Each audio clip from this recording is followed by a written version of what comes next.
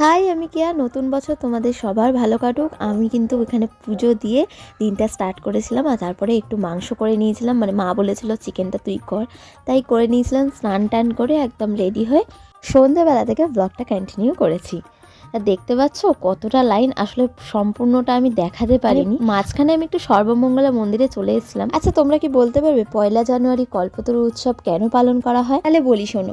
1886 সালের 1 জানুয়ারি শ্রী শ্রী রামকৃষ্ণদেব তখন গুরুতর অসুস্থ। কলকাতার কাশীপুর উদ্যানপাড়িতেই তাকে সেবার জন্য রাখা হয়েছিল। সেদিন সকালে বরানগর মঠ থেকে বহু ভক্ত উদ্যানপাড়িতে এসে উপস্থিত হন। উদ্যানপাড়ির একটি গাছের নিচে বসে তিনি একে একে ভক্তদের ডেকে নেন। ভক্তরা তার সামনে প্রণাম করলে তিনি বলেন, তোমার চৈতন্য হোক। এইভাবে আশীর্বাদ দিতে থাকেন সকলকে। সেদিন তিনি জাত পাত যোগ্যতা অযোগ্যতার কোনো বিচার না করেই সবাইকে আশীর্বাদ দেন।